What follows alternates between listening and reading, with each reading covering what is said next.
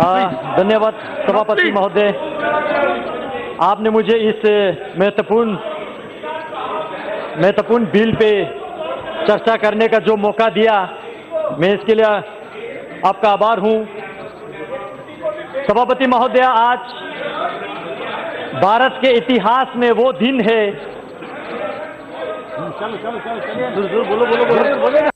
सभापति महोदय, आज भारत के इतिहास में वह दिन है जो गस्तियां पंडित जवाहरलाल नेहरू जी के लीडरशिप में कांग्रेसों ने किया, उस गस्ती का एक रेक्टिफिकेशन होने जा रहा है और हम सब इसका स्वागत करते हैं।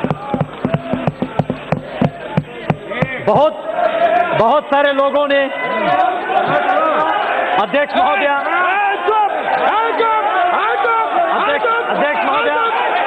बोलने दीजिए, आप लोगों का मैंने सुना, बहुत बोला आप लोगों ने बोला, बैठिए, बोलने दीजिए, सुनने की क्षमता रखिए, सुनने की क्षमता रखिए।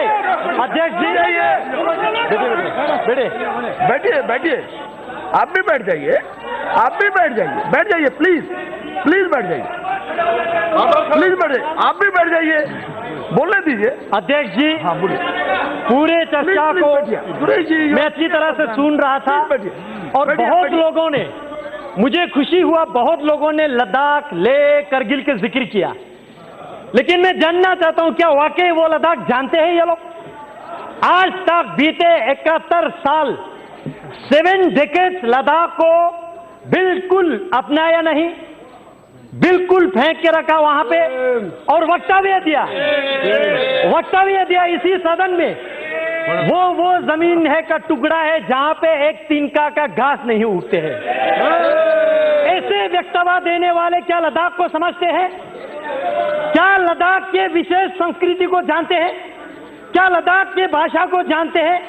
क्या लद्दाख के रहन सहन, खान पान, वहां के ज्योग्राफिकल कंडीशन, क्लाइमेटिक कंडीशन, जो दुर्गम क्षेत्र है, क्या वो जानते हैं या खाली किताबें पढ़ के बोल रहे हैं? अध्यक्ष महोदय,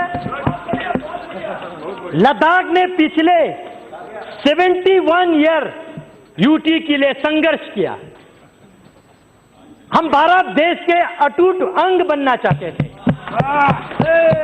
1948 मई 4 तारीख को पहला ज्ञापन लद्दाख बुद्धिस्ट एसोसिएशन के तब के प्रेसिडेंट ने पंडित जवाहरलाल नेहरू जी को दिया था, तब के प्रधानमंत्री जी को। कहा कि लद्दाख को या तो अब सेंट्रली एडमिनिस्ट्रेटिव ऐसा कुछ बनाइए, या नेफा टाइप बनाइए, या ईस्ट पंजाब के साथ रखिए, लेकिन किसी भी कंडीशन में हमें कश्मीर के साथ मत रखिए, यह हमने कहा था। लेकिन जिनका सरकार था उन्होंने हमारे सुनवाई नहीं किया, जानने की कोशिश तक नहीं किया, और कश्मीर के नीचे आज तक हमारा डेवलपमेंट, हमारा पॉलिटिकल एस्पिरेशन, हमारा पहचान, हमारा भाषा लुप्त अगर हुआ है तो ये आर्टिकल 370 और कांग्रेस पार्टी जिम्मेवार है। अध्यक्ष जी, मैं डॉक्टर श्यामा प्रसाद मुखर्जी जैसे वीरों का, कुशोक बाकुला रिम्पोची जैसे महान व्यक्तियों का, थुप्तान सेवांग जैसे, जिन्होंने लद्दाख को यह दिशा दिया कि हमें भारत के साथ रहना है, भारत के जयकार करना है, अपने देश के लिए मत मिटने के लिए तैयार रहना है। और आज तक बहुत सारे यहां पे हिस्ट्री का रेफरेंस दे रहा था, मैं याद दिलाना चाहूंगा, चाहे 1965 के वार हो, 1971 का हो, या 1999 का हो, या 1948 के कबीले हमला का हो, इतिहास चेक करके देखिए, लद्दाख ने हमेशा बलिदान दिया, हमेशा देश के लिए मर मिटने के लिए तैयार रहा। लेकिन दुर्भाग्य की बात है,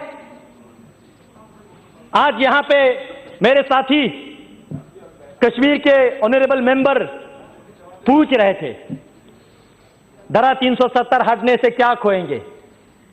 मैं एक चीज जरूर कहना चाहूंगा, एक चीज जरूर खोएंगे वहां, दो परिवार का रोजी रोटी खोएंगे और कुछ नहीं खोएंगे।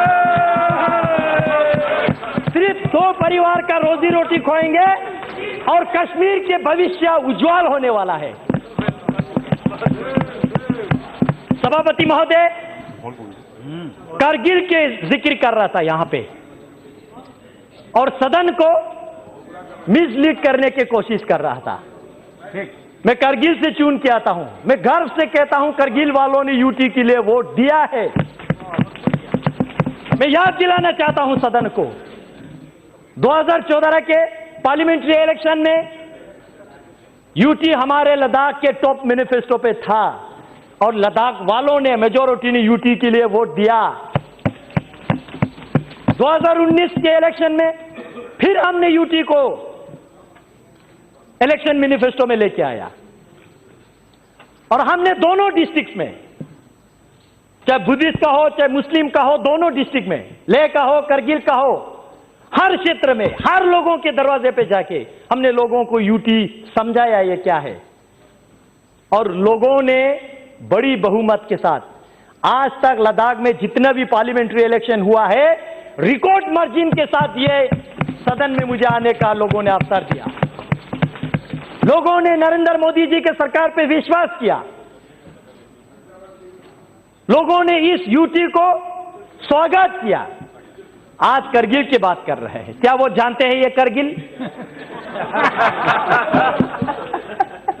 मुझे इस सदन में कहने के कोई संकोच नहीं है।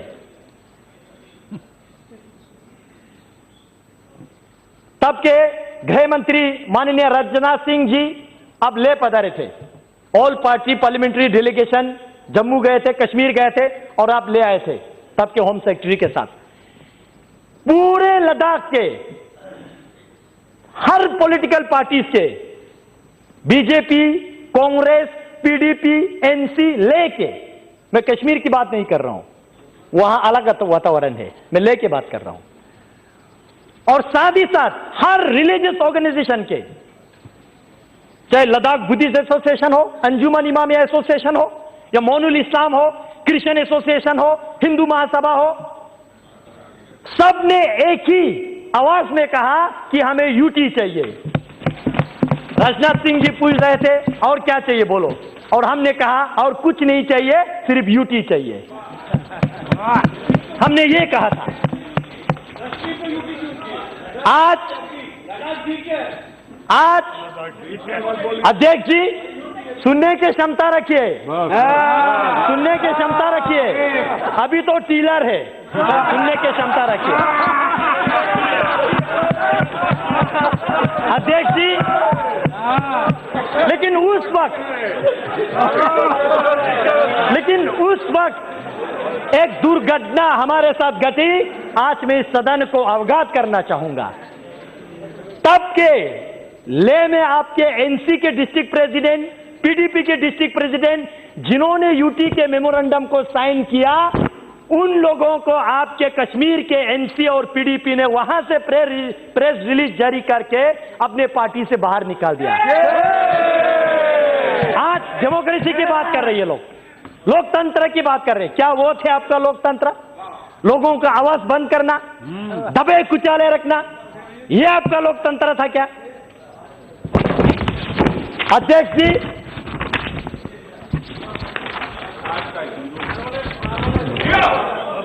जी, मैं कल 11 बजे राज्यसभा के चर्चा शुरू होने से अभी तक मैं सुन रहा था, बहुत लोगों ने इक्वलिटी की बात किया। धारा 370 जाएगा तो जम्मू कश्मीर में इक्वलिटी नहीं रहेगा, ये होगा वो होगा। मैं सदन से पूछना चाहता हूं, आपके माध्यम से इस सदन में मैं उनको पूछना चाहता हूं जो ऐसा वक्तव्य देते हैं। आपने जब भारत सरकार से फंड लेते समय जम्मू कश्मीर लद्दाख तीनों क्षेत्र आप फंड लेके जाते हो, जब लद्दाख में विकास करने के लिए आते हो तो पूरे लद्दाख के फंड आप कश्मीर में खा जाते हो। क्या ये आपका इक्वालिटी? क्या ये है आपका इक्वालिटी? जम्मू कश्मीर में दो कैपिटल है, एक समर कैपिटल और एक विंटर कैपिटल। मैं पर्टिकुलरली मेंशन करके मैं आपको कह रहा हूं, दोनों वहां पे सिविल सेक्रेटरीट है। आप डेटा खोल के देखिए, उस सिविल सेक्रेटरीट में लद्दाख के कितना मुलाजिम है। क्या यह है आपका इक्वालिटी? अगर आप 1000 एम्प्लॉयज क्रिएट करते हो, जॉब क्रिएट करते हो, जम्मू वाले तो खैर लाट झगड़ के कुछ ले लेते हैं, लेकिन लद्दाख वालों को 10 नौकरियां भी आप नहीं देते। क्या यह है आपका इक्वालिटी? हसनैन मसूदी जी यूनिवर्सिटीज की बात कर रहे थे। मैं उनके साथ कांग्रेस वालों को याद दिलाना चाहता हूं। मैं कांग्रेस वालों को याद दिलाना चाहता हूं, आपने 2011 में कश्मीर में आपने एक सेंट्रल यूनिवर्सिटी दिया, जम्मू में एक सेंट्रल यूनिवर्सिटी दिया। जम्मू वालों ने लाट झगड़ के दिया नहीं, लाट झगड़ के लिया। लेकिन उस वक्त मैं स्टूडेंट यूनियन का लीडर था। हमने जम्मू में जितने पढ़ाई करने वाले स्टूडेंट को रोड पे लाके इनके खिलाफ काले पट्टी बांध के हमने सेंट्रल यूनिवर्सिटी का मांग किया। लद्दाख में एक भी हायर एजुकेशन के इंस्टीट्यूशन इन्होंने नहीं दिया। क्या यह है आपका इक्वालिटी? यह है आपका इक्वालिटी? हाल ही में यूनिवर्सिटी दिया तो नरेंद्र मोदी जी ने दिया।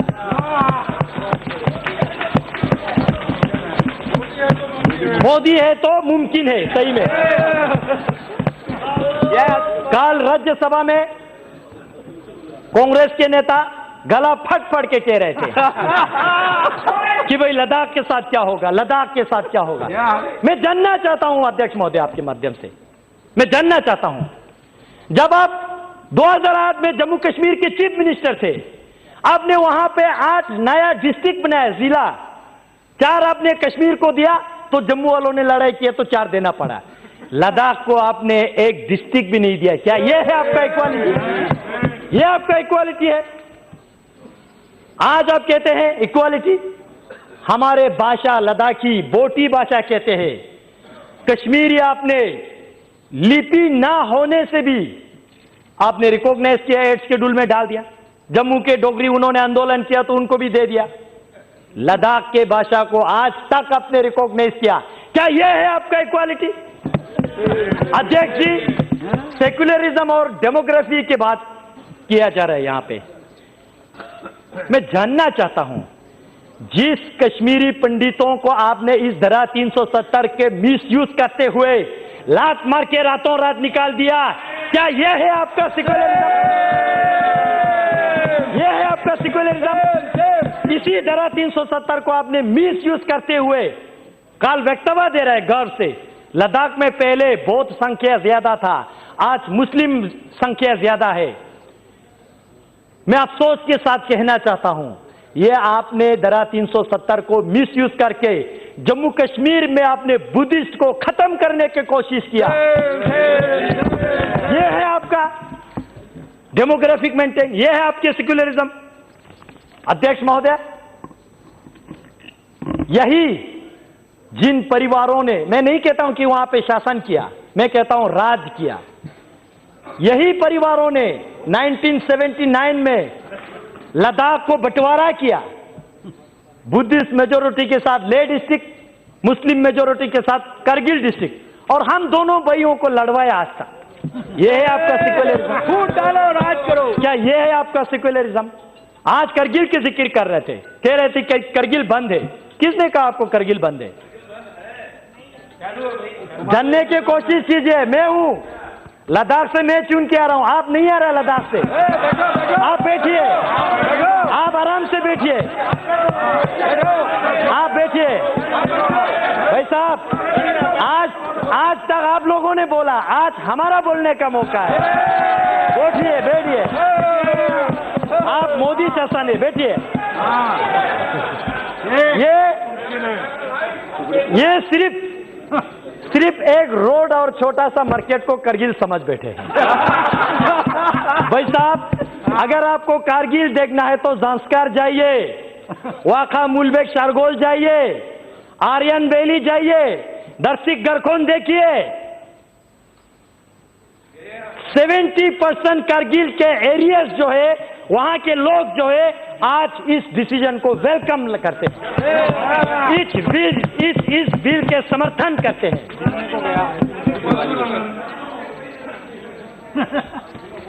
अध्यक्ष जी, आज ये वही वक्तव्य दे रहा है। अध्यक्ष जी सुनिए सुनिए, मौका दीजिए, बोलने की क्षमता रखिए। मैं आपकी तरह किताबें पढ़ के नहीं आता हूं, लेकिन ग्राउंड की रियलिटी महसूस करके। अध्यक्ष जी, कारगिल में जो अभी कह रहा है, ये इन्होंने फोन करके करवा रहा है। उनको भी नहीं पता है वो लोग क्या कर रहे हैं। उनको अपने भविष्य के लिए सोचना चाहिए, इनके जबान पे नहीं जाना चाहिए। ये अपने मुफ्त के लिए, अपने हित के लिए किसी को भी नचाएंगे। अध्यक्ष जी, और हीरो अध्यक्ष महोदय, बैठिए बैठिए, सुनने की क्षमता रखिए। अध्यक्ष जी, आज से 66 वर्ष पहले जनसंघ के संस्थापक डॉक्टर श्यामा प्रसाद मुखर्जी ने 1953 में जो उन्होंने संघर्ष लिया, एक देश में 2 विधान, 2 निशान और 2 प्रधान, नहीं चलेगा, नहीं चलेगा। और इसी के संकल्प में मैं गर्व के साथ कहता हूं, इनको नहीं पता लद्दाख वालों ने अभी क्या किया आज तक। 2011 में आज ये कह रहे कि हमारा झंडा जा रहा है, झंडा जा रहा है। भाई साहब, आपका झंडा तो लद्दाख वालों ने 2011 में नकारा है। लद्दाख ऑटोनोमस हिल डेवलपमेंट काउंसिल ने रेजोल्यूशन पास किया 2011 में। जम्मू कश्मीर के जो झंडा लद्दाख ऑटोनोमस हिल डेवलपमेंट काउंसिल की चेयरमैन, एग्जीक्यूटिव काउंसलर, जो कैबिनेट और डिप्टी मिनिस्टर के रैंक के होते, उनको उनके गाड़ी को लगता था। हमने उस झंडा को नकारा, हमने नेशनल एम्ब्लेम वाला वहां पे लगाया, क्योंकि हम भारत देश का अटूट अंग बनना चाहते हैं। यह है लद्दाख, क्योंकि हम मानते हैं आन देश की शान, देश की हम संतान है। 3 रंगों से रंग तिरंगा अपनी ये पहचान।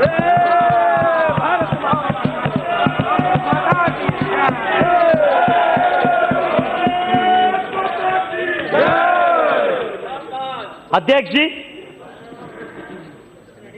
बड़े आयरनिकल बात है, पंचायत इलेक्शन में पार्टिसिपेट नहीं करेंगे और जब अपने कुर्सी के बारे आएंगे तो पार्टिसिपेट करेंगे।